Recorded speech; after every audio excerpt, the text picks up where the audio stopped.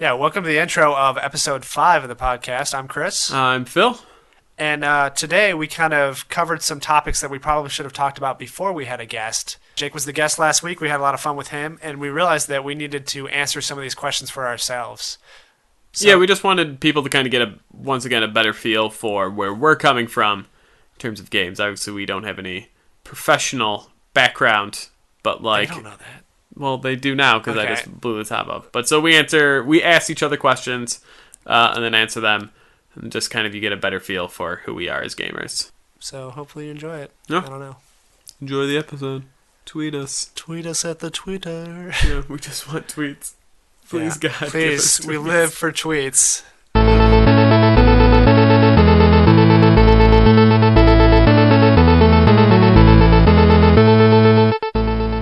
Hey everyone, welcome to our podcast. My name's Phil. I'm Chris. And this is the This Isn't Fun Anymore podcast, in case you somehow accidentally clicked on the wrong podcast, where we talk about video games. Yeah, but keep listening to this one, because it's good. Yeah, we've really hit our stride yeah. at this point.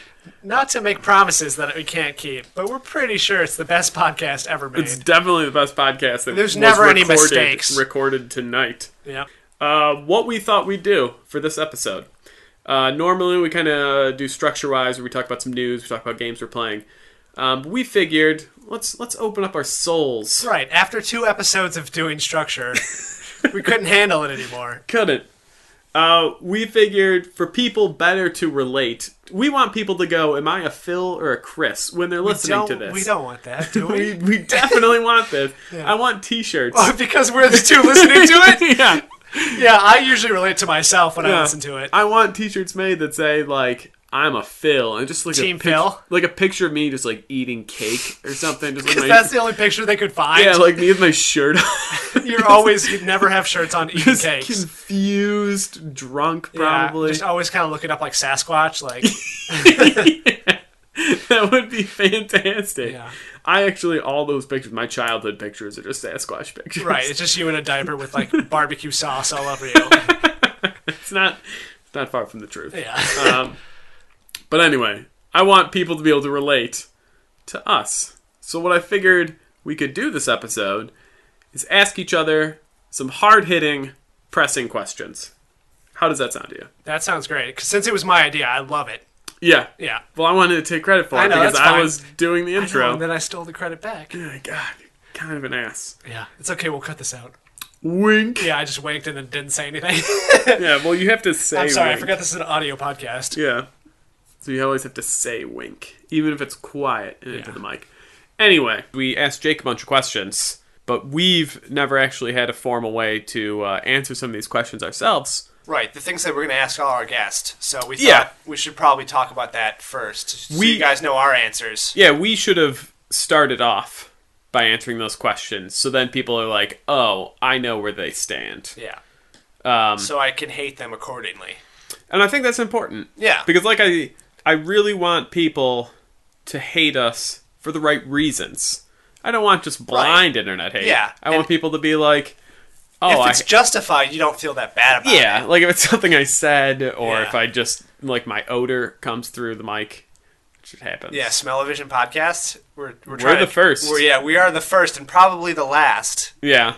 Well, we should probably not just work out right before coming over here. We should give a shout out to the one guy that actually did respond to us. Yes. At Cannibal Muse sends us our first video game related tweet. Yeah. So we just wanted to be like, thanks for that. Yeah. I don't know if you heard us at the end of the podcast asking for some sort of callback. It was basically a cry for help. But either way, we appreciate it. We talked some Saints Row. Yeah. It's good times. I won't tell you who responded, though. No. That's it. Once again, it's a mystery that you're just going to have to accept when you tweet us at Not Fun Podcast. So if you want us to talk about you or not talk about you, you got to tweet us. You gotta follow us at Not Fun Podcast. And then you got to tweet us something. And it's got to be not dick pics. Let me preface that. You're trying to get out ahead of all the dick pics? I know it's controversial to say, but I don't want to see dick pics. That's controversial? I mean, because Yeah. usually it's like, that's why people set up Twitters. Yeah. Not Snapchat. It's Yeah. Twitter so they can just send random Do you think people. me saying I don't want dick pics That's absolutely going to get us a bunch. is going to open up? Well, leave it in. We're talking. Okay. It's reverse psychology, but it, Yeah. not the way you want it to be. Well, whatever. If I have to see some dicks, I got to see some dicks. Yeah. If that means people are going to follow us, don't just send us a dick pic and not follow us. You Yeah. at least have the decency to follow us first. Yeah, I mean, it's like taking a woman out to a date. You can't Yeah. just send her a dick pic until you've at least taken her to dinner, I think is the rule. Yeah. Is it the rule? I Well, think you at least got to follow them on Twitter, I think is my point. you got to establish a reputation. Some sort of social interaction. Yeah, you're like, hey, I liked that last tweet. Maybe Yeah. you'll like mine. Boom, dick pic. Okay. I was going to say something, but then we're just going to talk about this the entire episode. Yeah, okay. Anyway, let's get this show on the road. Well, do you want to ask the first question since this was your great idea? Oh, of course. Okay. Christopher. Don't steal the question that I just asked you. No, I Okay. won't. I'll start with we talked about our gaming history in the A little past. bit, yeah. And I will say, out of you said you owned every system, Yeah, if I more or remember less. correctly. Give me. I'm gonna go two. Okay. I'm gonna give me your favorite systems before the PlayStation era. So like when we're talking What year like was that? well we're 90? talking like Nintendo, Genesis, Yeah. Dreamcast was before PlayStation. Like just give me like out of those what Ooh. are your picks? Are you a Nintendo kid or are you a Genesis kid? That's the thing. Like I said, we had both. We played both a lot growing up. I'm It's forcing hard- you to choose. I know it's hard to not choose though Nintendo, especially at that time. Like that was their heyday. That's when they came out with the best stuff. That's so hard. Yeah. I don't softball any questions. Yeah, obviously these are the hard-hitting questions. These are This the- is really going to divide our audience here. Yeah. I think I liked Super Nintendo more, Good answer. but I played just as much, if not more, on Genesis. It's a cop-out answer. But I can't remember as many Genesis games. I'm gonna go. Off the That's top a of my win head. for Super Nintendo. Yeah, we can count that as a 1 point for Super Nintendo. Yeah, and then Right. and then I will answer the same question Okay, even though good. you haven't Now answered. that I've answered correctly. You've answered correctly. I was definitely a Nintendo kid. Yeah.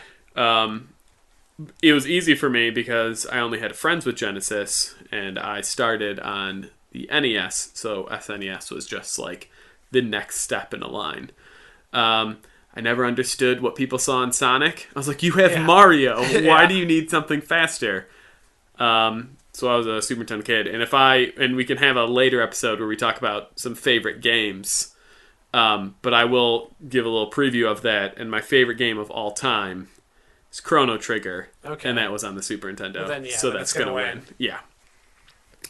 Your move, sir. My question? Well, my question, which I posed to you earlier, but you didn't answer yet, was what was the first game that you ever played all night? What was the first time you pulled an all-nighter just playing a video game? So the first time I did it, I That wanted. you can remember at least. I was gonna say the one that most sticks out in my mind, and it's kind of a crappy game. But in college, I remember pulling an all-nighter for Ghost Recon Okay. Advanced Warfighter for the 360. For the 360, really? How old were you at that point, roughly? Yeah, I want to say it's 360. I was 19. Okay. And it was me and two buddies in the dorm. And we played it. We had plans. We're like, we're going to play this all night. And we'd Okay. play, we'd beat a mission, and then we'd go out in the common room and like debrief. And we were big nerds. And we'd just be like, oh man, next time we got to do this. And it's like 3 a.m. and people Right. are like coming out of their rooms to just be like, you guys need to shut up. I Yeah. have class tomorrow. Well, the best thing to be obsessed with video games is if you have other people enabling you / pushing you along. Yeah. Because that's the same thing. The only reason that I played a game all night was because I was with my buddy. We were playing a game. We're like, yeah, this is great. Let's just play this forever. Yeah. Right? But you'll be surprised. The game was Mario Party. Yeah. It was, I believe, Mario Party 2 I have had a lot of N64. late nights with Mario Party. I was in 7th grade. It was over the summer, and we just kept playing. It wasn't even like a thing like, hey, we're gonna stay up, we're gonna keep playing. We weren't even pointing out that the sun was coming up and we were still playing. But it was basically like, we're gonna play this whole game. We're just gonna keep playing this game. It's a party game, so there's real no end. I mean, there is an end to the board and stuff. Yeah, but then we you just start another kept one. playing, right? Yeah. And so yeah, that was the first game that I pulled an all-nighter playing, and I really didn't do it again until college. I'd say that makes me, when you brought that up, I don't think I ever did an all-nighter, but I think, like, as a kid, I was normally in bed by, let's say, 10, 11 o'clock at night. Yeah. When Mario Party came out, but having, quote-unquote, friend sleepover kind of situation. Like, I remember at least doing, like, 3 in the morning Mario Party and Smash Brothers. But I wouldn't say, like, the Ghost Recon one was an all-night where I literally just, like, I went to class the next morning, and then I ditched every class after the first one because I needed to sleep. Yeah, and well, the first time, the time after that I really remember doing it then was for when Halo 2 came out. I didn't officially pull an all-nighter, but I would be up to, like, 5 or 6 in the morning, and then I would go to sleep just so I could go to class then soon after. Okay.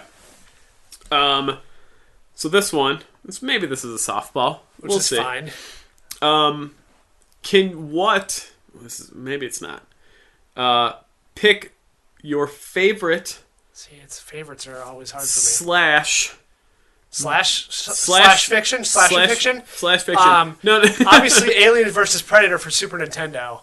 No, that was a lot of fun. That's not what the question was. Okay. I would say your achievement, your favorite achievement, either to get or one that you're super proud of. Just one.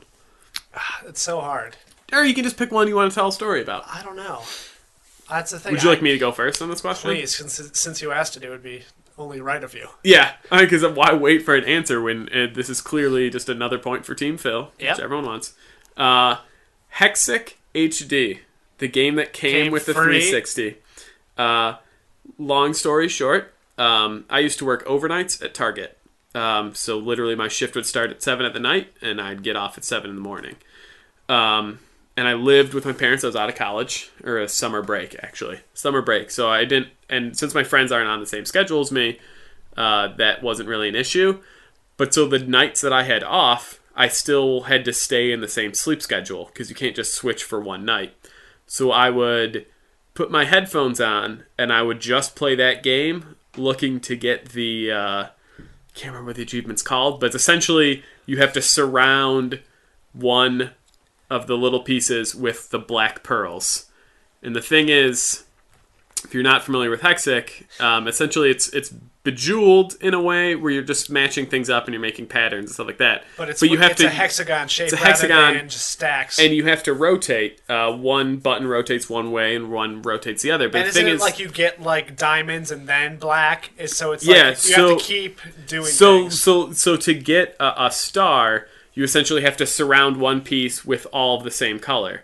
But if you make a mistake, 3 pieces that touch each other essentially disappear. You get points for it. So to even surround one piece is kind of tricky at first. And then to get one black piece, you have to surround a piece with all stars, which again, if you screw up and those stars collect into each other, then you lose them and you don't get anything. And then to do that so many times, to get so many black pieces that you can then surround one piece with all black pieces, was essentially to the point where I was planning every move. Like, I've never locked into a game where I'm staring at the board and I'm going, if I rotate this piece, what happens? You had, like, diagrams scratched out on the table. Yeah, because initially, like, I'd always play those games the same way, where you just kind of see what happens. And that one, I was literally calculating, like, oh crap, that'll make that piece be a combo, and then this will fall, and that will be a combo. And I was planning it out to the point where, like, it took me, like, 10 days of doing this, and obviously that's all night playing, but because I was on my schedule. I'm glad you told that story, because I've seen that achievement in your trophy case on True Achievements, and it made me want to go back and try to play that game. But now that you're saying that it was that hard, then I'm just gonna. I've already written it off, but I was like, oh, maybe it's not that hard. No, that was back when I only had like 3 games, so really, don't attempt it unless you want to go crazy, right? Or you're super good at puzzle games. And to answer your question, I'll say some things that I'm proud of. Sure. For Gears of War 1, the Seriously, which was kill 10,000 people in competitive multiplayer. So I did that 100% legitimate. I got all the achievements for that game, which I mentioned before, legitimately. Yep. So when I did that, I felt really proud. And like the whole Gears of War series, like anytime I finished a Seriously, like Seriously 2.0 and Seriously 3.0, it took a lot of work. It took hours and hours of work. A lot of times it was boosting though, especially with 3. Yeah, but you can still be. So, it still took you a time frame. Right. It still took me a lot of time. I put a lot of work, and I was satisfied when I got the achievements. Okay. Same, like that's the thing. Like I have all the achievements in all the Gears of War games. I'm proud of that. I'm proud of the fact that I have all the achievements in all the Halo games. So, yep. If that answers your question. That is not something that I can say for myself because I don't have those. So no, that answers my question. All right. Well, we've only been talking for 10 minutes, and I'm out of ideas. How about you? I can go for hours. Is there any just epic moments that you can think about in video games? Or just another thing that you're proud of that's not necessarily linked to an achievement? Sure. This is stupid, but I'm going to say it anyway. This is all stupid. This is all stupid. Our whole podcast is stupid. Enchanted Arms for the 360. This is going to be good. Which was the first... I'm just going to call it the first RPG for the 360 that came out.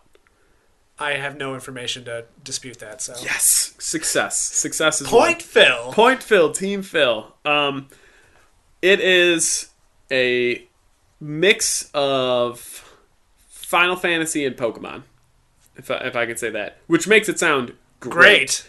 It's not great, but anyway, the last head boss in that game. The fight literally took me about 50 minutes.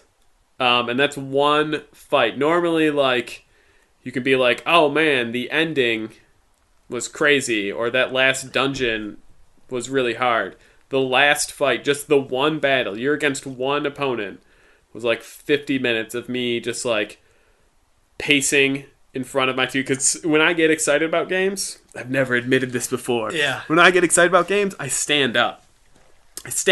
And I like pace if I'm anxious about something. So I'm in my apartment in college. My roommates are asleep, and I'm pacing back and forth, fighting one boss in Enchanted Arms in her living room. Yeah. Like getting some flop sweat going on the brow. Because, like, it's killing a character, and then you have to revive, and then you're like, I don't have time to fight back, and just, like, it was just a whole mess, but I ended up doing it. And the satisfaction I felt, and the ending let me down so much, but it was, like, the satisfaction of fighting and beating that boss after, like, 50 minutes of not having to restart, like, doing it on one try, was just, like, yes! Is that my proudest moment of all time? Probably not, but it's the one that I can think of off the top of my head that you just asked me. Yeah, well, to answer my own question, so not to bring everything back to Halo, but what I can think of is playing Halo 2, playing multiplayer, and getting a Kilimanjaro for the first time. And what is that? Kilimanjaro is when you get 7 kills within 4 seconds, and the Kilimanjaro was the highest kill medal in Halo 2. And I was playing on Sanctuary, I was playing multi-team King of the Hill. So it was me and one other person versus... I think it was probably 6 other people. Wow. And I'm standing in the hill by myself, getting like grenaded, and like 6 other people shooting me, and I'm just dodging around, staying in the hill the entire time, killing points. 7 people, and I was like freaking out. I was playing with my cousin at the time over Xbox Live. I was like really excited. Luckily, Bungie at Bungie.net, they even had stats back in Halo 2 days, so I like screen grabbed the post-game report for that to see that I got a killing there and everything. So that was one of the moments that I was super proud of, because I got it legitimately, even though it was multi-team, so it was a little bit easier, but it was still like crazy because I was standing in the hill. If it's 2 on freaking 7 or whatever it is. Like with people starting with grenades, it was just mayhem. Yeah. No, that's something certainly to be proud of. Yeah. Do you have another question on top? So this is something that we talked about a couple episodes ago. I'm sure everybody loved it when we got into a fight about HD remakes. Yeah. But what I should have asked was, is there any game that you want to be remade as either an HD remake or just a re-release? So, yeah, I mean, I'll preface, like, it's just, I think they just overhaul the graphics, not change the game too much. Because if they change the game too much, then it's not really like staying faithful. I got a couple that I could think of. One, I'm one of those crazy Shenmue people. Just remake one. I'm sure they have a name for themselves then. Yeah. A group of fans. Shenmusiacs? It's like the Animaniacs. Yeah. Just because there was originally a plan for that to come to Xbox Arcade on the 360. Redo the Dreamcast game. And I'd love to just get achievements in that game because I loved that game. So if you want to update the graphics, that'd be pretty fantastic. And then my all standby is like my favorite game of all time, Chrono Trigger, which they made a PlayStation version that was like the sequel. Wasn't as good. You just want to give me that game again? Do you want to re-release, or did you want them to like redo the graphics and make it a new game? It's tough because since it's like a 2D sprite game, like it would be a huge overhaul to change it. Yeah, like I don't want them to like try and what make if they it. give you both in the package? How about that? Okay. The original game and an updated version. I'll take it because then like the Monkey Island thing where it's like a button to switch back and forth. I'll take that. I'll probably end up just playing it in the old version anyway. Yeah. And then I would not appreciate all the work that they put into it. But those would be my top two. Do you have any releases I you'd like to see? because I asked the question and because I've had actual time to think about it. But see, originally my answer was Toe Jam and Earl. Uh-huh. Because I forgot they did re-release it on the 360. Did they overhaul it all, though? They didn't. No, it was a straight port. Straight, okay. So they didn't change anything about it. It was exactly the same. It was the same 3:4 ratio even. But I wouldn't mind them going back to that franchise. I wouldn't mind them trying to do a remake / reboot of that. Yeah, and I think it's a popular enough Genesis game that's kind of like it like straddles the line of like hidden gem and actually being like one that people know about. Right. So I feel like you could re-release and you'd still get a big enough following that would purchase it. Yeah, and or if they would come out with the original sequel, like Toe Jam and Earl 2 was supposed to be a completely different game. Yeah. But they freaked out and they're like, no, this needs to be a side-scrolling platformer like every other game, so they completely changed it. But I would like to see... They kind of made close to what they were thinking of for Toe Jam and Earl 3, but that was kind of horrible. Yeah. So we'll forget that happened. Yeah, I mean, like, every series has that, though. It always has its downer where they try and change something because they're just like, oh, times are a-changing. Yeah. Well, they changed, too, because the publisher was like... Or developer was like, no, you can't do it the way you want to. I think it would have had to have been the publisher. So, and then for 3, it was on the original Xbox, and so they were trying to make it 3D. And they kind of did a 3D version of the first game, but they added some other stuff, and it just... The 3D wasn't there yet. Yeah. You know, it was like if they were trying to do like a 3D version of a cartoon, especially back then, they just didn't know how to do it. Yeah, It just looked like really bad. Like a CG commercial for a computer arts institute. Except for one that you would not attend. Right, exactly. This isn't just like, look at the cool things you can make. This is just like, don't fall into this trap. Yeah. My turn. Okay. This is... I'm bracing myself here. Yeah, grip the wheels. I'll go same path. Okay. Is there a game that you really want to see a sequel for? Yeah, and it might be this... I mean, you'll agree to this. I don't know if it's the same one you're thinking of, but Left 4 Dead. Left 4 Dead 3 would be great, I think. It is not what I'm thinking Really? of. Okay. Well, that was just off the top of my head. What's a game... because it's like, you know, Valve doesn't know how to count to 3. We get Half-Life 2, we get Portal 2, we get Left 4 Dead 2. I would like to see a 3 in any of those. Yeah. I mean, I think Half-Life 3 has got to be the most anticipated for sure. But game in the I'd world. be stupid to be like, hey, I want you guys to make a Half-Life 3. First of all, everybody on the internet said that to them a bunch of times. Yeah. But also, I think even if they have something, I think they have been working on something at least at some point over the years. But there's so much pressure on them now, they really can't release it unless if it's perfect. I think, and this is just my guess, and I think other people on the internet have probably...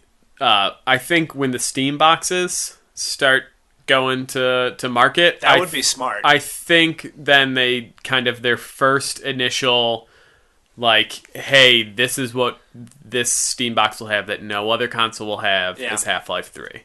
And I think... I don't want to say it's a system seller because really it's just a PC, so any PC game could be a system seller, but I think that like that could be an exclusive that they could really weigh in their hands and just be like, if we can get this good enough to release, we can say, like, you got Half-Life 3 and the whole internet, even if it sucked, the whole internet would first buy it and then they would rip get that it to shreds. initial purchase. Yeah. The thing is, though, I don't know if they want to alienate the other consoles, just because Steam makes games for everybody. Yeah. It's not like they're a first party.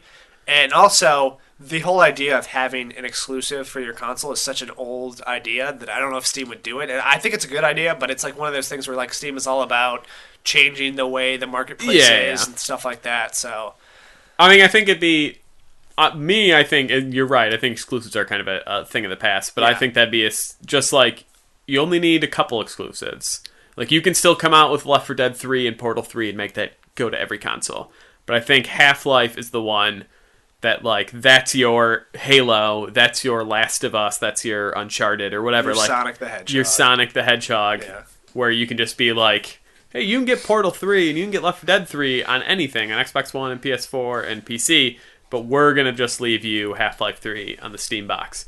I think that would be genius on their part from a money-making standpoint. I thought of another answer to either the first question that I asked or your question right there is Earthworm Jim.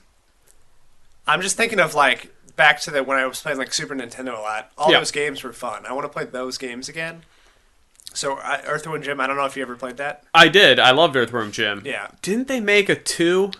For some reason, I want to say they made a really crappy 2. I think they did, but I'm just thinking about the first one. I just want, like, a new one. Well, like, I kind of just miss that style of game. Just like the left to right platformer slash 2D platformer action. But I mean, because Earthworm Jim was so good because it wasn't just a platformer. They had those elements, but it was still like still got a gun. Yeah, you still got to exactly. Do crazy things. It was puzzly because you're just like, oh shit, how do I get here? Then it turns out that you got to use your head as a rotary and right. They took aspects from like all the best types of platformers at the time and kind of threw them together. Plus, it's just so unique. It's my childhood. That's the thing. I don't know if it's good. Like if I played it now, I wouldn't. I think you'd still like it. But it's one of those things that was like, I'm just trying to get back to the old games. I want to play those old stuff. Yeah. No, I'm in the same boat. Yeah. Any old game. You can list, like, I want to play Zaxxon, the sequel. And I'd be like, yeah, hell yeah. Is that the sequel to Sweet Life of Zack and Cody? Yeah, I think that's the one where they're on the boat and not in the hotel. Yeah. Beyond Good and Evil is a game that I'd like to see a sequel to. I loved it. I played it when it came out for the original Xbox. And I loved it. And I don't know why I loved it. It was just something that, like, completely grabbed me, pulled me in. I liked the world. I liked taking pictures of all the animals. I liked all that crappy stuff. And then the end leaves you on this cliffhanger. And so I sat and I waited and I waited and I waited. And obviously they kept talking about, like, we're going to make a sequel, we're going to make a sequel. And then they re-release it on Xbox Arcade for 360. And I'm like, oh, sequel's got to be coming, got to be coming. So I got that, played it again because I loved it. And then it's still like they have this teaser, not even a trailer, of just them like updated graphics, just like sitting by a burned out car. And I'm just like, just freaking do something. And they've never made any announcement ever because they keep just like. Which company did it? Ubisoft. Okay, so it's not like they've gone under or sold the property off. No, they still have it. I mean, it's like one guy, I think his name's Steve Ansel, whatever it is. Ansel Adams? It's Ancel. That's his last name. And he keeps, like saying like, I want to work on this, but I think he's just getting pulled to other projects. Right. I think this is his pet project. Maybe he's throwing stuff out there to try to get interest in it, and there hasn't been enough response in the industry, maybe.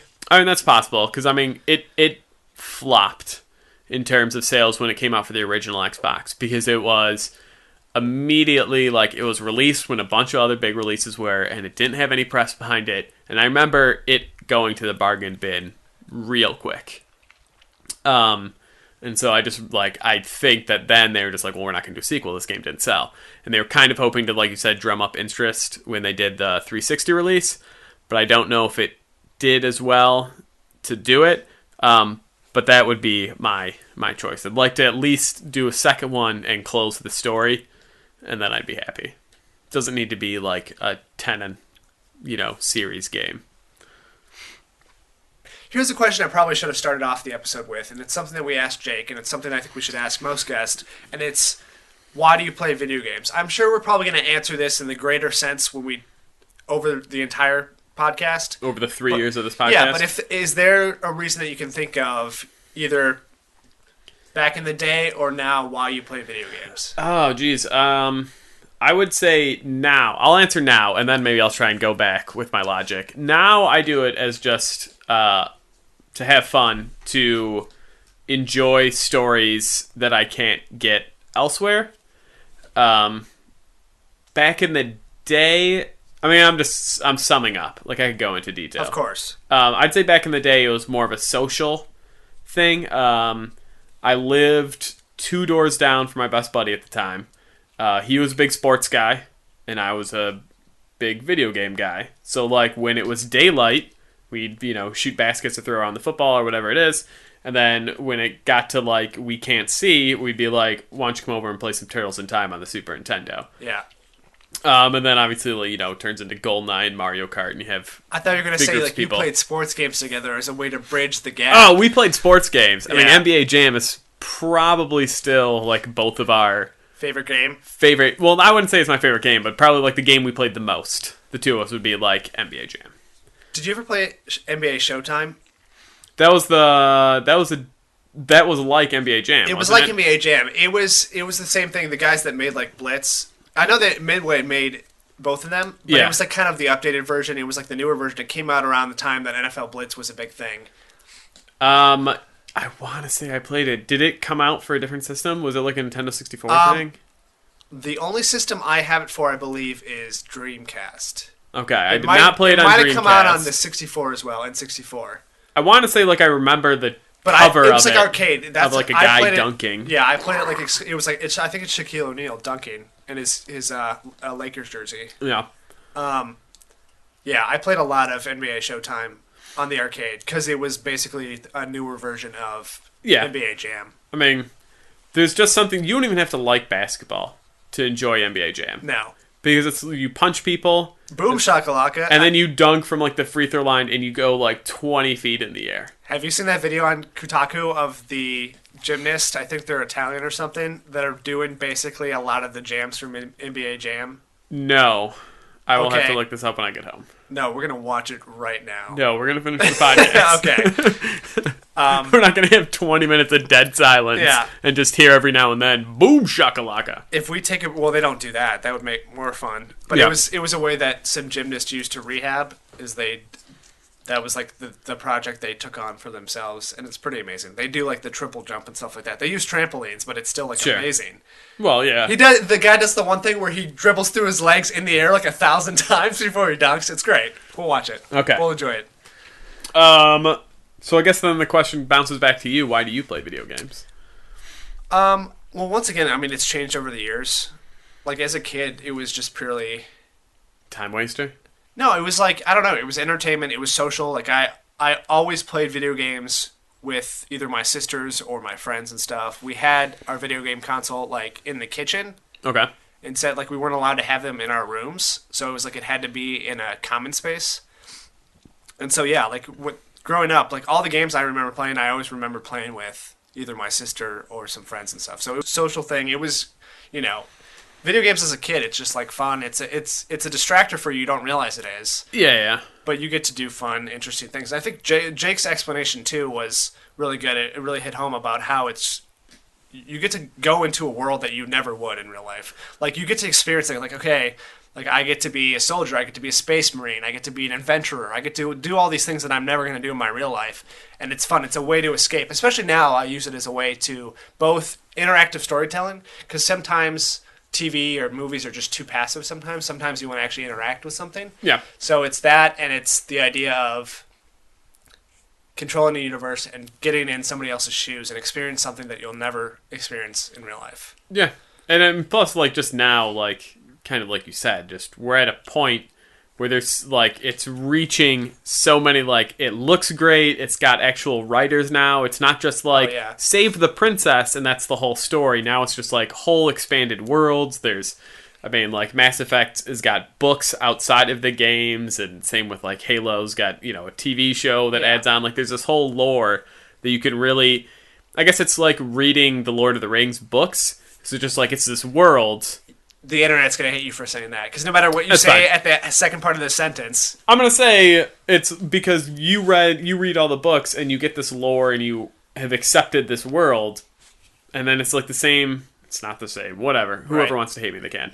But like then same like you play Mass Effect. You play 3 games of Mass Effect, and you get this huge. Like by the time you finish You're the third invested in all game, the characters. And yeah, it's you know something you've been doing for a long the time. backstory. You know, Yeah. like, oh man, I know the Turians hate these people. You know, fake races, and you know back histories of fake races and fake people, and it doesn't matter to you Right. because you're enjoying it so much that it's your interactive book or your interactive movie where you're just Right. like, this is a new way to get enveloped in a story that's clearly written by someone who had a vision.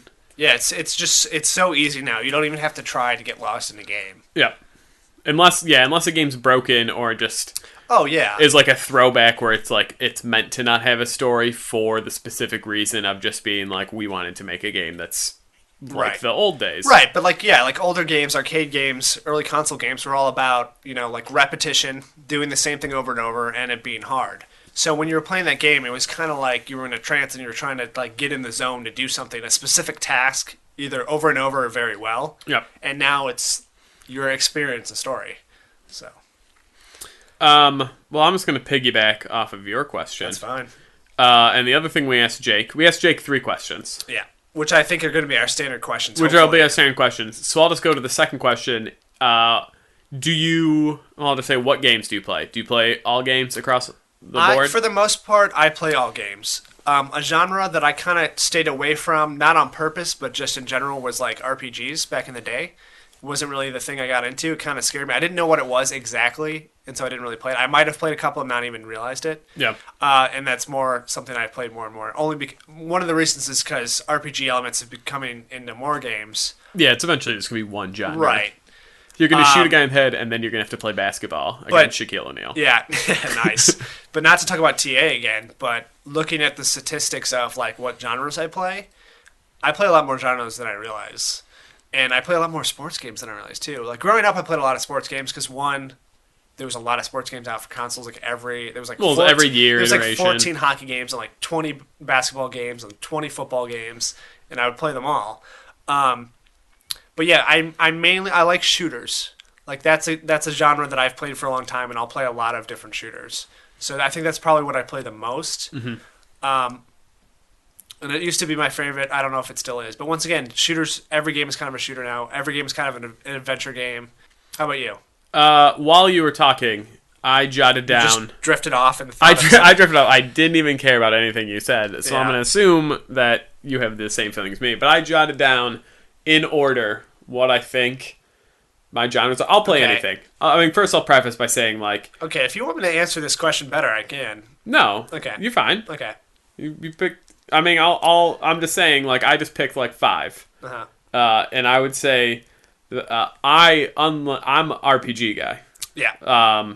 That was my favorite genre growing up, like Super Nintendo heyday, where it's just like Final Fantasies and Chrono Triggers and Secret of Mana and Secret of Evermore and all those games. Breath of Fire. I'll just keep naming them until eventually we run out of the hour. Earthbound. Okay, I'm done. But so I played those, and like the turn-based ones are still my favorite. I don't know why that is, because now they're going away from the turn-based. It's like playing a card game. It's like playing Magic or like something like that. Don't get me wrong. Am I right about that? About Magic being like a turn-based card game? No, it is. It's a Okay. turn-based card game. Yeah. I will say, like, I think you're onto it. I think part of it is that I liked having control over every aspect. Yeah.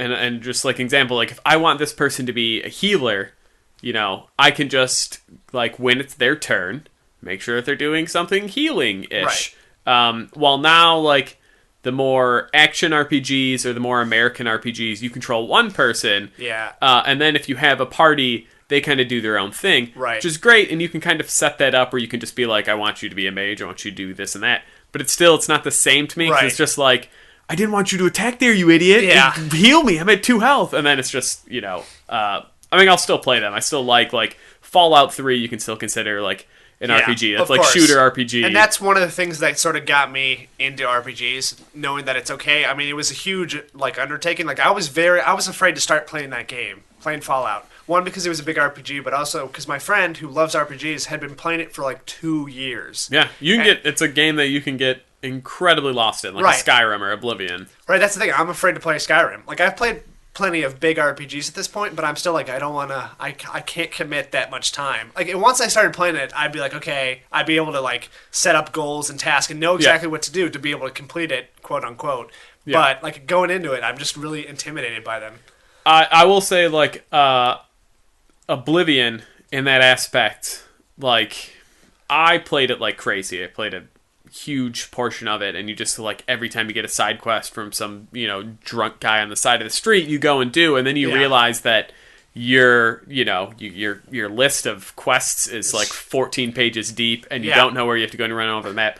When I eventually was just like, I just want to finish this, then they're smaller than you think, because they kind of pad out like all this time and all this stuff with these side quests. But if you're just like, I want to beat the story and I want to get the achievements, like I remember like having like 10 achievements out of 50 in Oblivion, and I was just like, I'm just gonna freaking beat it. And then like 2 days just being like, story's done, achievements are done. Yeah, over. I think that's a good game design overall.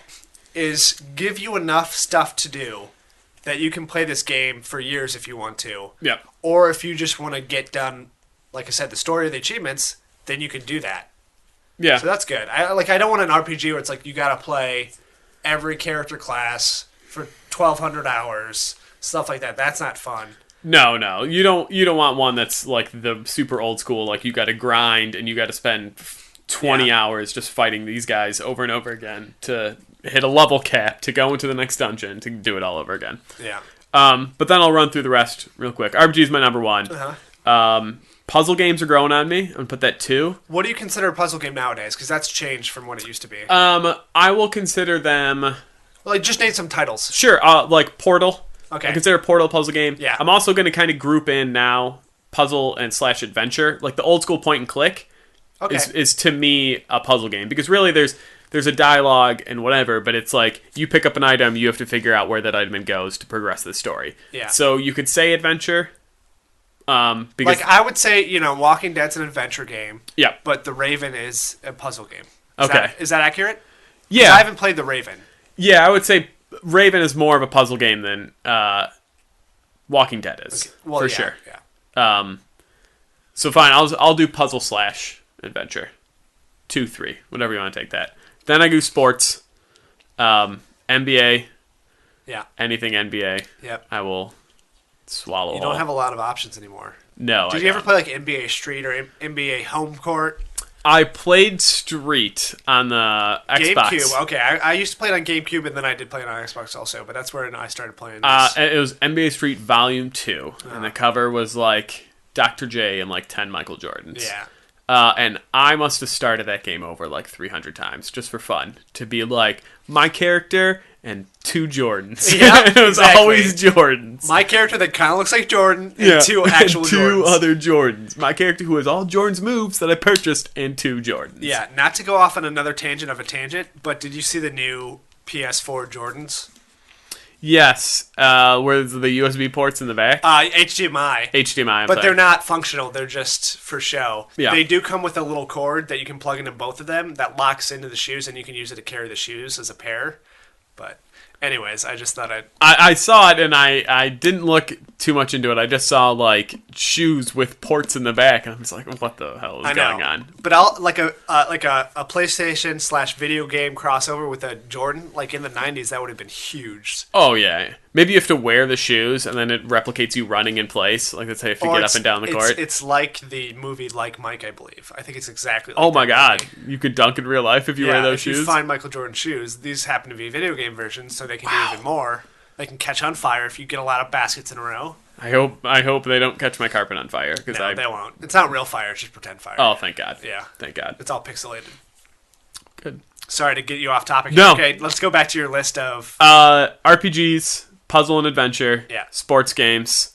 If you want to say that's 4, then I'd say 5 is like action games, which I'd put like The games that don't fall into the So other every other categories. game that exists? Well, I'm thinking like Tomb Raider, I'd put in an action game. Yeah. Last of Us, those basically like Mass Effect, I'd put in an action game. Like those games. Because they're not quite shooters. You can put like Lego as one of your categories. Can I put Lego Yeah. on? Then maybe I'd put Lego at Yeah. 5. Whatever. That's my quick rundown that ended up taking 25 minutes. That was really quick. Yeah. Thanks, Phil. Anytime. My next question is kind of be about like achievements and stuff. Is Okay. there a game that you have on your gamer card that you have like 1 or 2 achievements for and you just want to get rid of it? If there's a game like percentage wise or just because you have to look at it all the time and it makes you angry, is there one game you would just get rid of? Why, yes, there is, Chris. There is a game that somebody got on my I card knew that's what it was going to be. by coming over to my apartment and playing Dance Central It was not intentional though. with my then girlfriend at the time, who is now my fiance, who will soon be wife. I thought you were going to say soon to be ex-wife. Soon to be ex-wife. Where I remember this very well because it still haunts I do me to too. this day. I remember signing out. Yep. And being like, you sign in, but then the stupid Connect, because I was a good Connect person at the time, so And I you scanned always your face. I scanned my face, Yep. and so I did not dance at all, but sat in the background. But somehow it picked me up, auto logged me in, and then there was the achievement for like 4 people on the dance floor at once. Well, it was like photobomb. Yeah. Yeah, and then so you, knowing full well that it would unlock the achievement for me, jumped in to do a photobomb while other people were dancing. It popped for me. Yeah. And then I was just like, I don't know if I like this character. Yeah. And I'll never go back and beat that game because Right. I am uncoordinated as a dancer. I can't dance. But Caitlin will do it for you, right? Are you okay with her playing a game on your card? Especially if it's Dance Central. You expect her to. But I don't think she ever will because it's the first Dance Central. So when she plays Dance Central 3. Right. She uses it as a workout or uses it to blow off stress. Yeah. So I don't think, even with me begging, I don't know if she's going to go back to 1. She doesn't care enough about you, is what you're saying. Well, I'm saying that she doesn't care enough about achievements. But also, you don't care enough about her to just play the game. No. You know she would love you more if you played Dance Central. Yeah, and she'd probably want me to learn how to dance for our wedding coming up. And I say, no dice. Well, that's what you should have been doing. Like, if this is No romantic dice. comedy or movie Yeah, I at should have all, been- I should you have been- should have been doing Dance Central in moves. secret. And then, at Yeah. the wedding, you would have a move to bust out. You would have a choreographed song and dance. I will say we were at a wedding recently. And they had a choreographed dance, which is fine. But I It's all the was... rage. everyone's dancing. And me and Caitlin's dad are not. And I came to a realization, and I talked to him. I told him, I was just like, you know what it is? Everyone looks like an idiot, and they're fine looking like an idiot, and dancing because they're having a great time. And that's what wedding dancing is. You can't be aware of what you're actually doing. And that's the thing, is I said, I know I'm such a bad dancer that I can't turn off that switch in my head that says, nobody cares. Right. If I got out on the dance floor, I would like just do the robot, and I'd probably get sweaty and just like roll on my back a couple times. One of those and sweaty robots. One of those You sweaty roll robots. around on the ground like a hot dog in one of those machines. Yeah, and then people would look at me, and I'd be like, I'm being judged. And then I'd run out of there crying. Yeah. And so I can't turn that off. And I'm okay with it. And saying this now, I know that for my wedding, I will be expected to be on the dance floor like the whole time. Okay. And I'm just going to try and get nice and tipsy. That's what I was going to say. Then Have I'll you be tried fine. alcohol? I've tried it. Because that's an option sometimes. Yeah. Or there's like ecstasy and stuff if you want to go for that. I don't know if taking ecstasy at my own wedding would be a good idea. There's only one way to find Also, out. I don't think getting drunk at my own wedding is a good idea, but we're going to find No, out. plenty of people have done it though. Yeah. That's a time-tested. Yeah. But Dance Central is my game. I should go back and play it so I can learn how to dance, and I should do it so I get some secretly over the last achievements. couple of years. You could have been secretly. Oh, playing yeah. it. And then I could have been like, hey, DJ, put on this song, and it's Can't even think of a song. lap dance. Yes. Okay, that's another thing. We'll talk about Dance Central here for a second. Sure. Is the song, like, we played together back in Dance Central 1, it would be like one person would dance and the other person would dance. You couldn't dance at the same time. And the song that I chose, because I knew I only had one shot at this, was Lap Dance by NERD. And the great thing about that song is that it starts off super macho. All the moves for the first half of it are like pretty intense and pretty like pounding your chest and like being cool guy.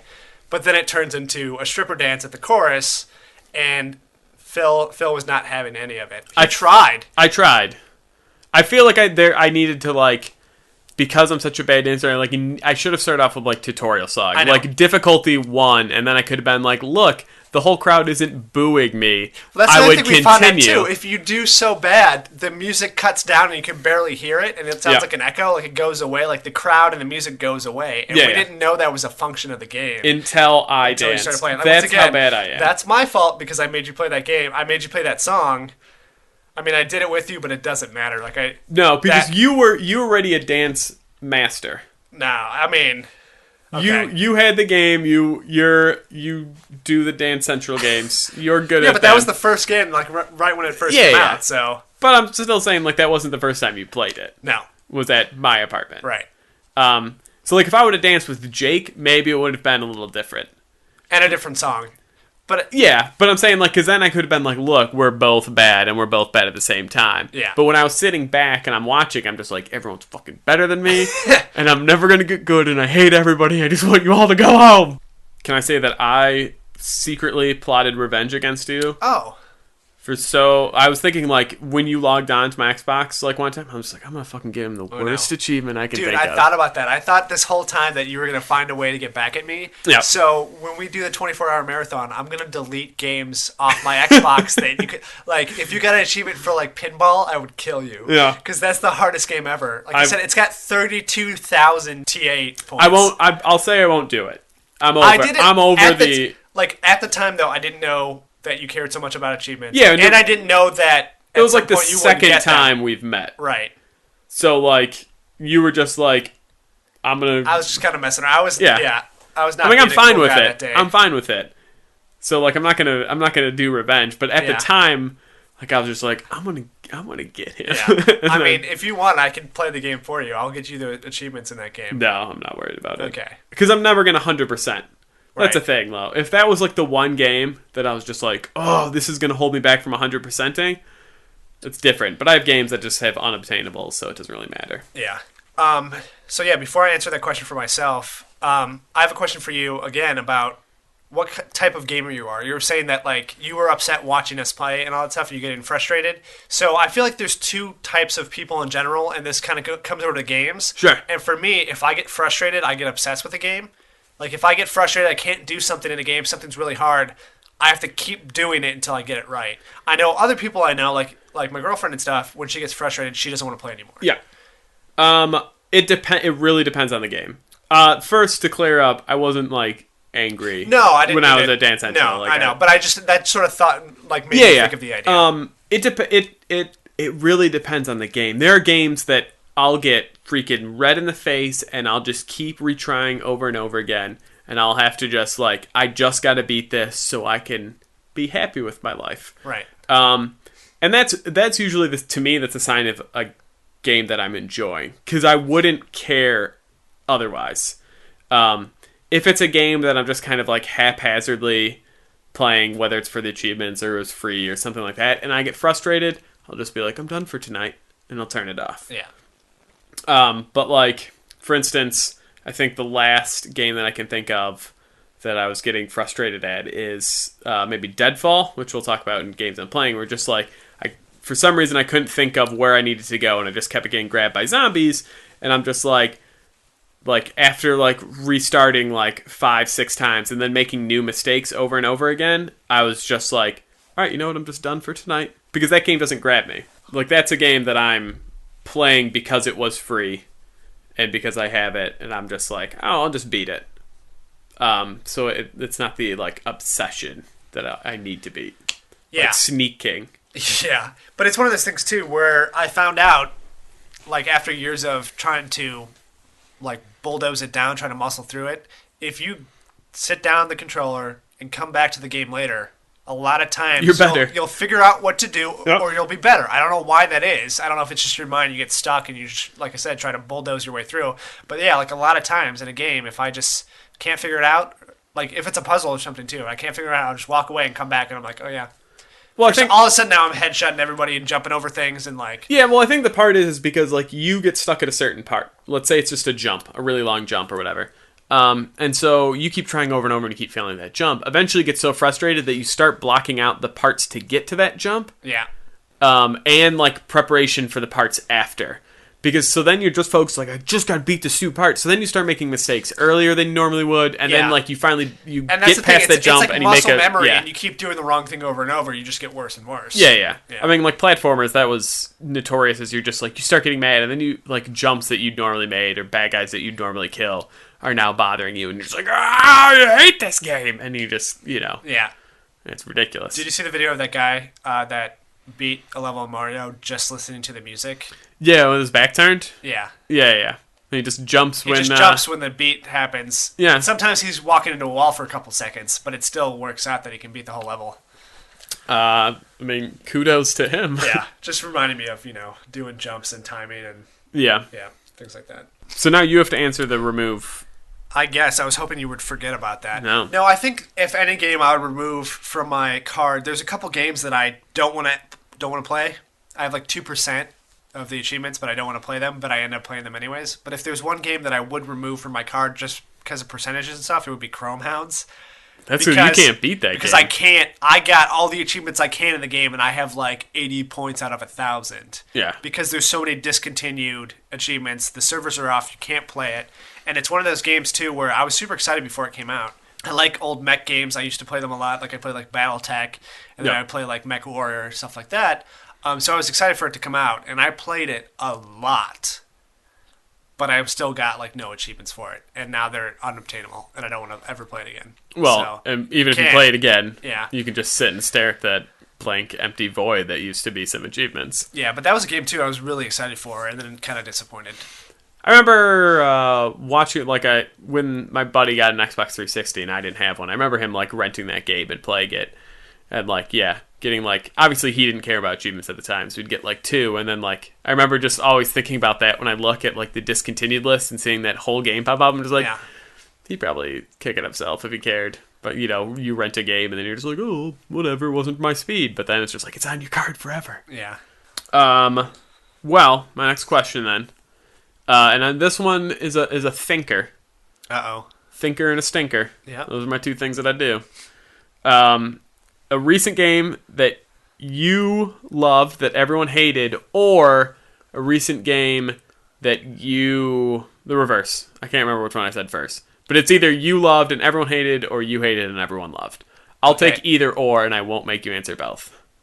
Would you mind going first for this one? Sure. Okay. I will answer both. Okay. Because obviously I thought the question, so I thought up answers. Yeah.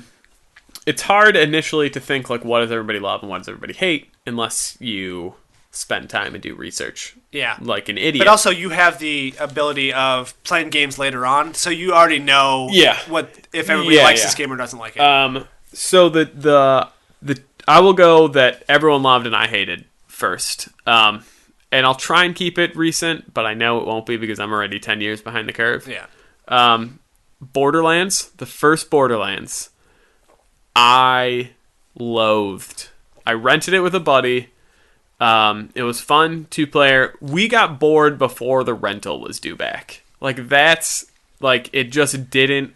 and it's a game that I love. It's, like, essentially, it's an RPG, and it's a shooter, and it's, like, I was thinking, like, oh, it's, like, finally, it's, like, Fallout, but with more, like, multiple people. Right, and it's, like, more action-packed. It's like, it's like, oh, you're going to go to these towns, and you're going to get these quests, which is all what Fallout was, and you can wander into this whole open world, and then you're going to level up, and it's going to be RPG elements, but I get to play with somebody. Like, that's going to be so great. And it was so...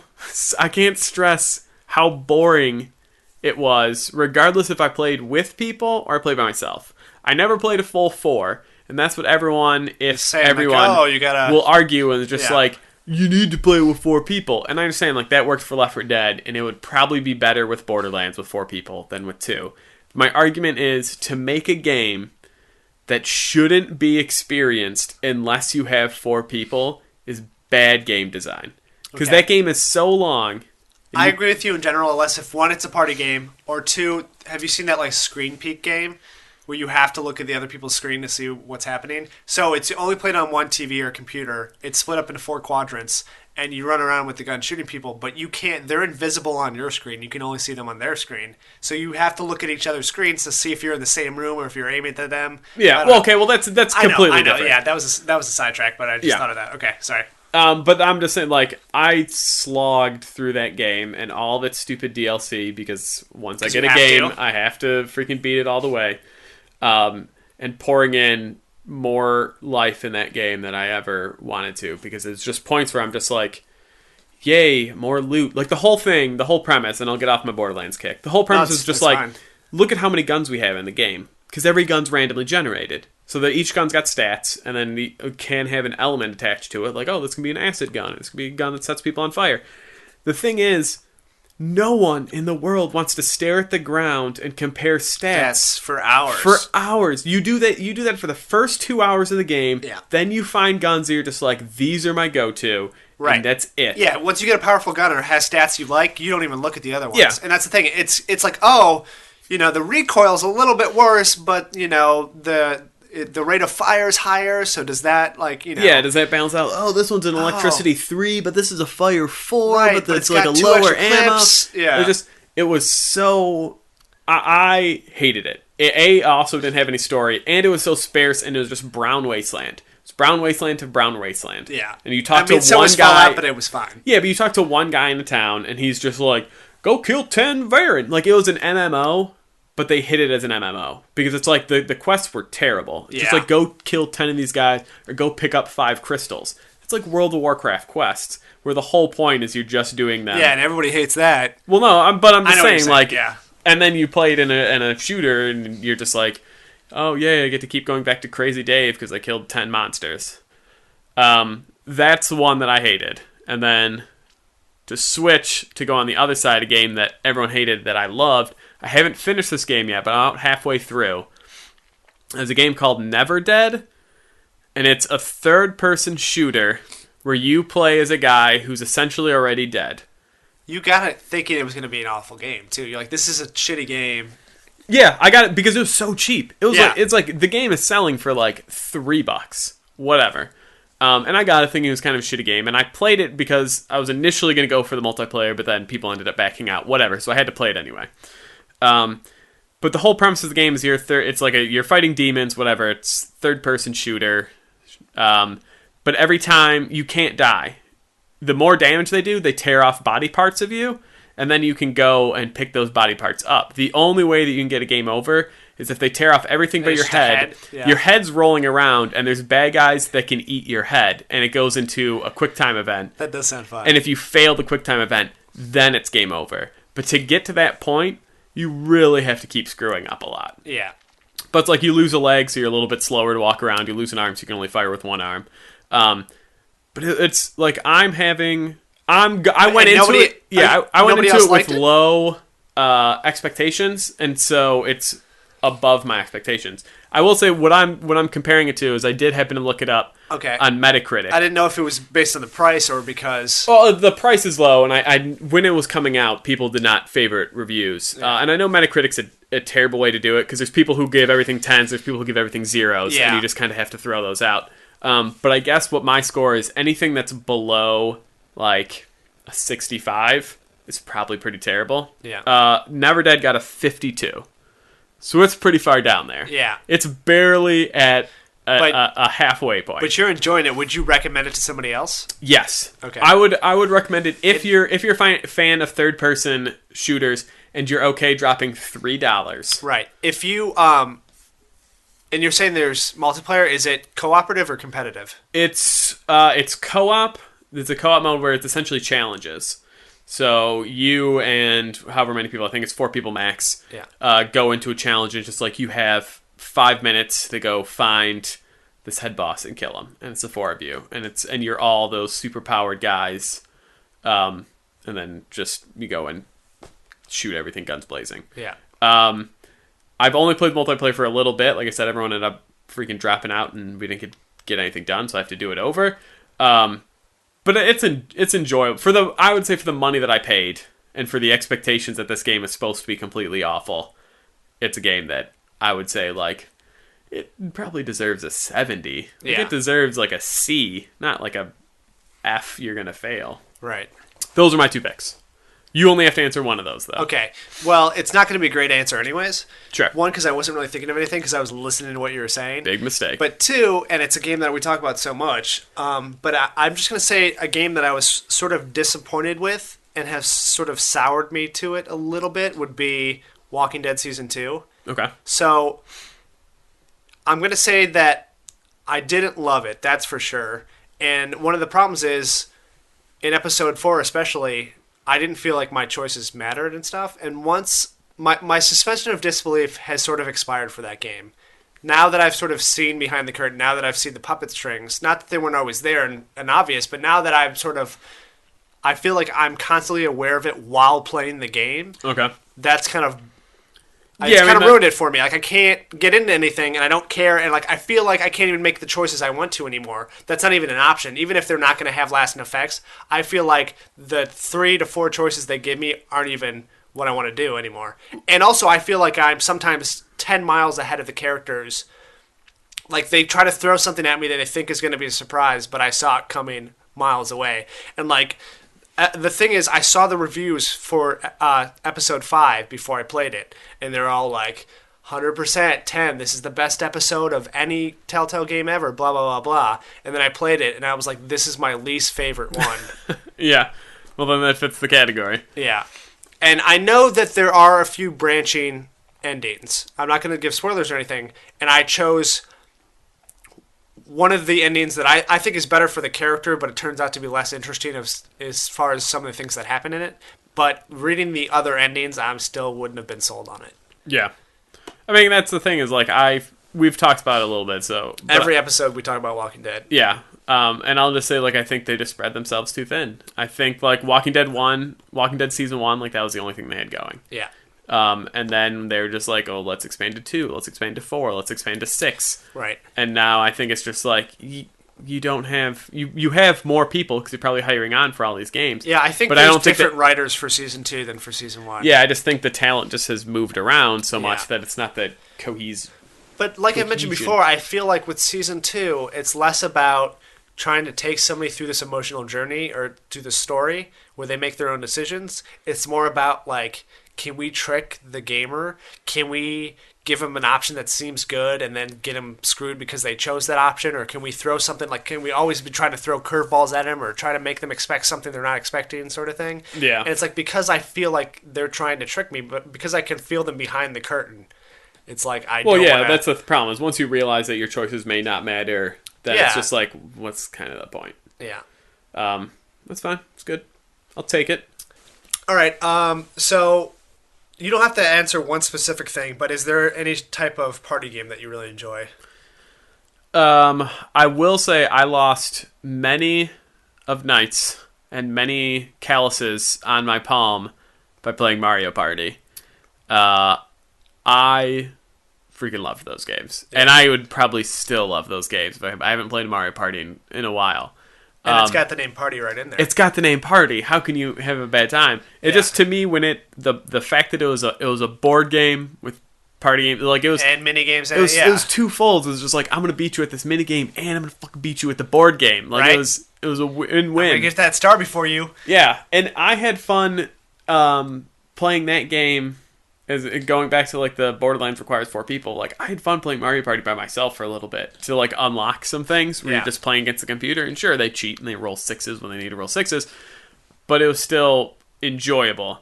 But obviously, like playing 4 players and 4 people all engaged and playing on one screen, Mario Party type games I still love if they're done well enough. Is there any more recent game that you would throw in there? I know they're still technically making Mario Party games, but you don't have a Mario-capable machine. What are you talking about? Well, okay. I'm saying you don't have the Wii U. Yeah, that's true. I mean, even like a Rock Band? Okay, yeah, good point. Rock Band. When it was coming out, I was in college, and I didn't have a lot of money. I took money from my roommates, and by took... Stole. You just went, when they were asleep, you snuck in the room. I asked them to invest in me as a human being, and they all lent me like, I think the kit was like $120, right? I think I had like $60.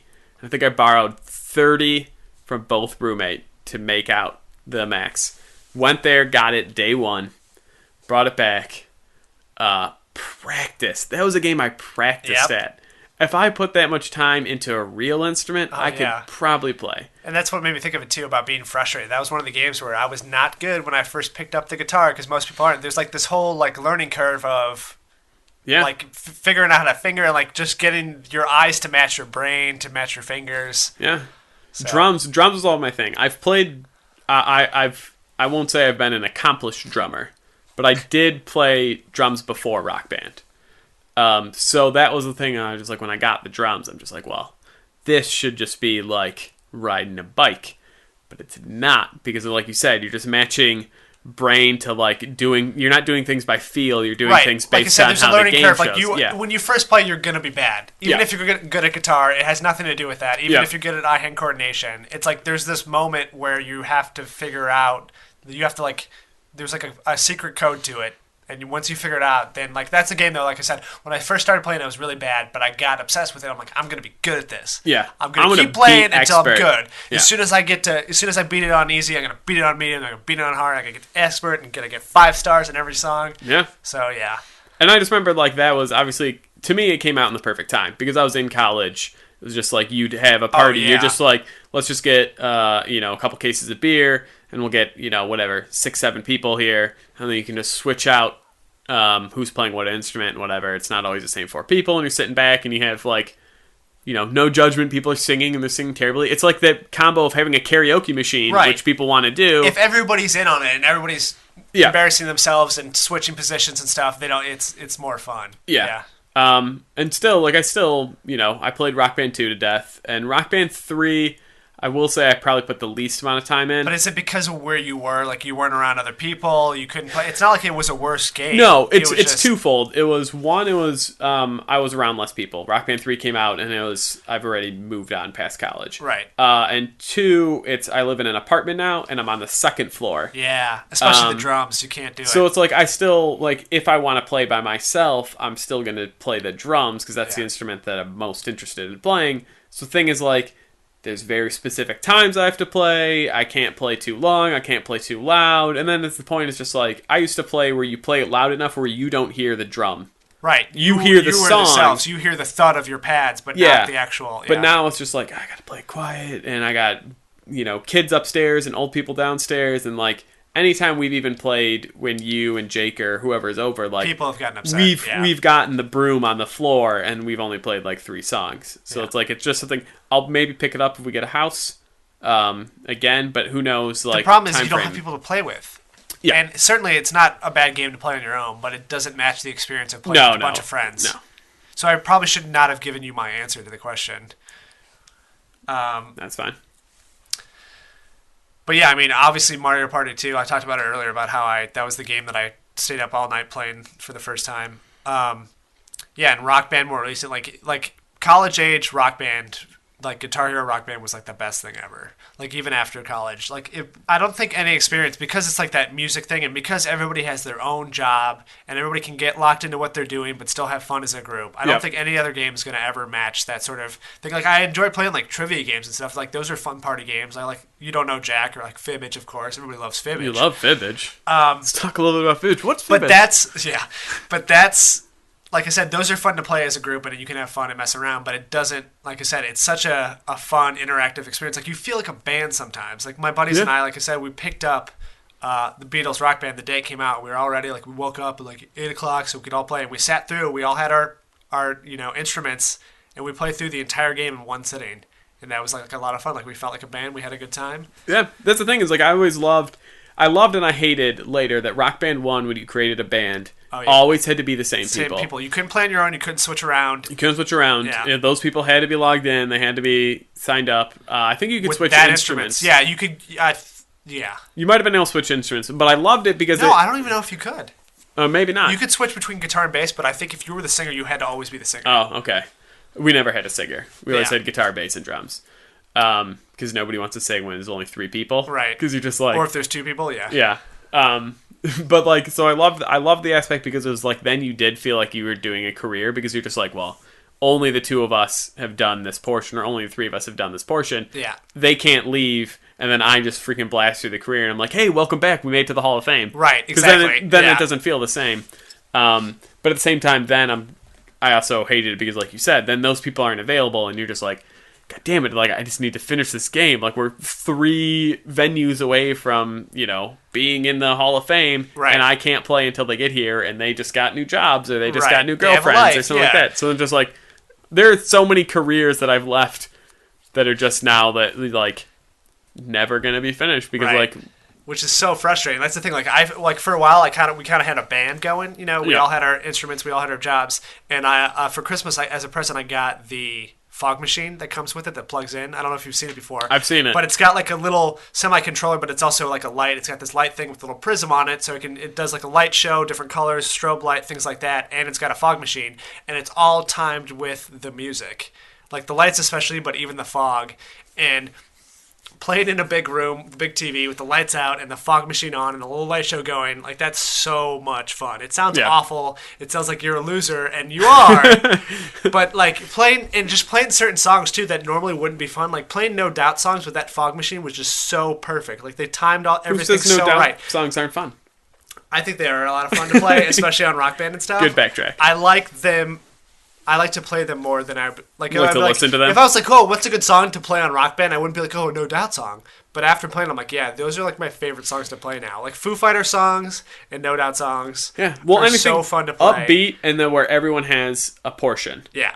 Because I always said, whenever it was like, oh, it's your turn to pick songs, there'd always be songs where just like, oh, this is a real guitar heavy song, and the guitar player is going to pick it because he wants to shine. Yeah. And there's same really like I had drum heavy songs where I'm just like, I want to show off my skills. You guys take a back seat. Yeah. But then the songs that like Foo Fighters, where it's just like, Dave Grohl, is the freaking drummer of the world. Yeah. And so he would compose these impossible drum parts, but then he wouldn't actually play those, and then he'd play guitar. Which the guitar parts were great too, and also their bass. That's the thing. Yeah. Any song that has a good bass line is always good because the guitar is almost always going to be there in a song. Yeah. And drums more often than not also, but it's sometimes the bass is the thing that can get boring.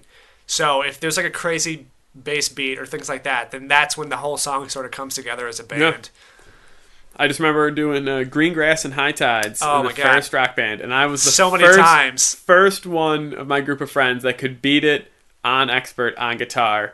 Okay, I thought you were going to say drums. No, I mean, it wasn't the hard... Run to the Hills was the drum song. I remember playing Run to the Hills so many times because I was like learning to play the drums at the time. Like I didn't, like not in real life, but I mean like I had never played the drums prior to playing Rock Band. So like that was kind of my education. That was the song I got stuck on for a long time. Yeah, Run to the Hills was hard because it was the first song that you really required the 2 hands, 1 pad. Yeah. Every other song you could do it. You could do it like, fast. Do it. You could do it fast with 1 hand, and I think that's how everyone kind of played the game. It's how I played the game, even though I knew how to play drums to some point. Yeah.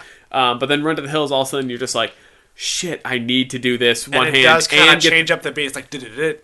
Yeah, and that's the thing, though, is because it's not consistent. I'd get in a rhythm, and you're just like, oh, I got this. Yeah, you can do the drum roll easily. And then all of a sudden, the foot pedals have this weird, like... Oh, my God. 3/5 and kind of thing, and then you're just like, shit, and then you lose it, and then you panic, and then you put your things down, and that's a song that I never got to do it, but I always wanted to have somebody else do the foot pedal for me. Like, I'll focus on the pads, you just do the foot pedal. Yeah. And then I was like, that's another song too. It's like, I wish there was 2 foot pedals, which you can. I think in the second one, you can Rock Band Metallica. Oh, Metallica did? Well, I know it came standard, but I think one of the other ports in the Rock Band 2 drums. Yeah, once you got the newer drums, but Rock Band Metallica was the first one that they're just like, you need two foot pedals. Hey, you can't beat it without it. Yeah. And then they just kind of, all the new drums are just like, well, if you had this one, now you can just plug your second foot pedal in. There's still a song that haunts me to this day. For drums, and maybe before I die, I'm gonna beat it. Yeah, because you're only gonna get better at drums. I'm only gonna get better as I get older and slower and dumber. Everlong by the Foo Fighters. I'm expert on drums. It's such a great song to play we played it for the marathon. Yeah. And obviously we had like no fails on because obviously it's late and like in the marathon time and we're tired.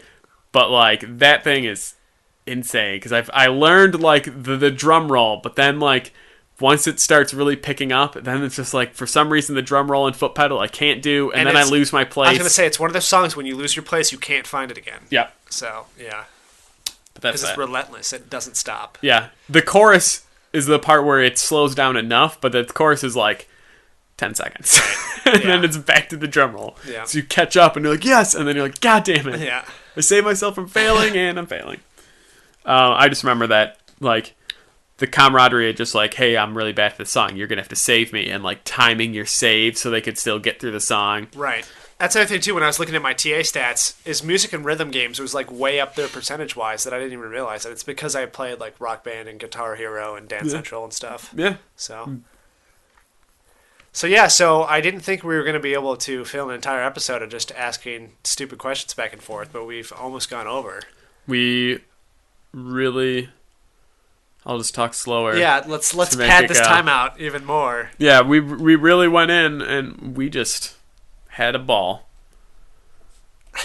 That's all I got. I don't know. Okay, I thought you were going to, like, wrap it up or something. No, that's fine. I You're wasn't. just talking about balls. Yeah, well, dick pics to balls. Yeah. So we had a lot of fun having Jake on the podcast last week, so we're going to have him back next week so we can actually answer some of the questions we plan to get to with him. Yeah. We initially planned to talk about storytelling games, and we alluded to it a lot in that episode. Yeah, and also talk about movie adaptions, and we didn't talk about that. Yeah, we were just like, we'll talk about that later, and then we just ran out of time. Yeah, it was not intentional. We were not trying to tease you into something that wasn't going to happen until next week. But he will for sure be back for next week's episode, and we will talk about those things, even if we have to stay here for 4 hours. Yeah, that works. Yeah. And then after Jake, who knows?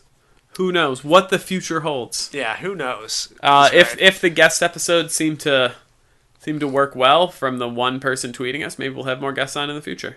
Yeah, I mean, I think it went well.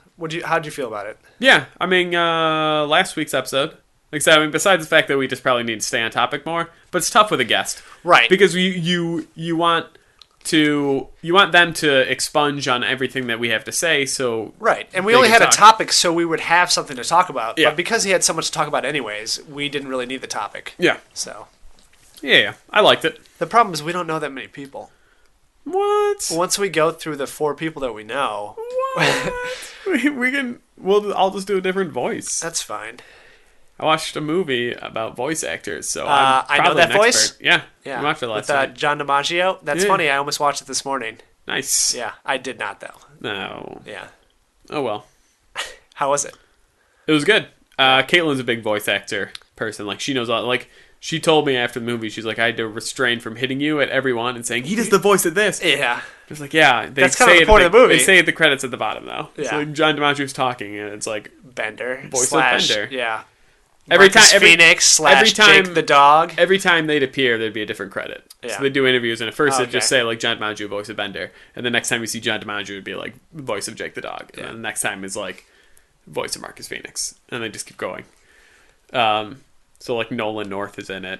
And 1,000 times is Troy Baker in it? No, Troy Baker's not. Yeah, I guess it was before he became a huge thing. I guess. Yeah. I mean, he did. He's.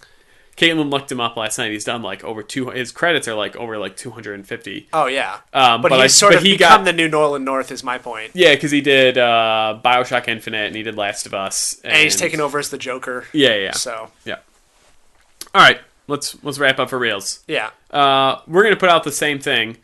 If you're out there, please tweet us. Yeah, it was really nice to get a tweet. It was. We will make every attempt possible to respond to every single tweet we get. If you want us to. You don't know how lonely it is to be on such a huge social media site and sound like you're in a room by yourself, like without anybody responding to anything. Like you're throwing things out there, you're tweeting with no response, no followers. Yeah. It's so isolating and depressing. I will say we don't tweet as much as we could because nobody's gonna listen to it. Yeah. We could tweet more and just be like, you're playing whatever, and you could just be like, oh, triple headshot or whatever, and then you just tweet that out and maybe a picture or something stupid. Yeah. But the thing is, since we only have one real follower at this point. Right. He's a great follower, by the way. Yeah. Yeah. Another shout out to Cannibal Muse for being our first follower. But anyway, let's do the run through. I mean, we have thousands of followers. I don't know why we have 1,000 people who in person listen to us. Because they the studio audience. Yeah. that sits here and listens to us record the episode. Yeah. Yeah. They're great. Yeah, and plus Jake's still here from last week, waiting for us to get to his topics. Sleeping on the couch with his beer bottle blanket. Yeah, it's very noisy. We're probably going to have to cut all this out. Smells so bad. That might be you, though. That's true. Yeah. Anyway. Is there anything you want to say about Oculus Rift before we sign off? No. Okay. I think I captured it perfectly at the start of episode 4. Yeah. You can tweet us at Not Fun Podcast or This Isn't Fun Anymore Podcast. That's the name of our official. Yep. Which is also the name of our website, thisisn'tfunanymorepodcast.com. It's where you can get most of the episodes, or you can get those on iTunes. iTunes makes it easier. You can subscribe. You can get an app that downloads automatically. Right. If you're on the website, if you go to the left-hand side, there's a little button that says subscribe to the podcast. If you click on that, any RSS feed, we'll take it. So. Yep. Yeah. And then we have our website. We have our email, which is thisisn'tfunanymorepodcast@gmail.com. Right. So if you don't have a Twitter, which is fine, shoot us an email. Leave us a comment. That's all I got. Do you have any final sign-off? How's that, Cat's Pajamas? No. I don't know. Like I said, Jake's going to be back next week. We're going to try to get some other guests lined up in the future. And, yeah, let us know you're out there. All right. Yeah, if you have any questions or topics, too, like, we'll talk about anything. If you have games, if you have topics, if you're just like, hey, I want more coverage for this World Walking of Warcraft Dead skin that I got my character. We'll freaking talk about it. We'll talk about it for 20 minutes. Yeah, guaranteed. Guaranteed. All right, guys. Thanks for listening. How's that, Cat's Pajamas? How's that, Cat's Pajamas?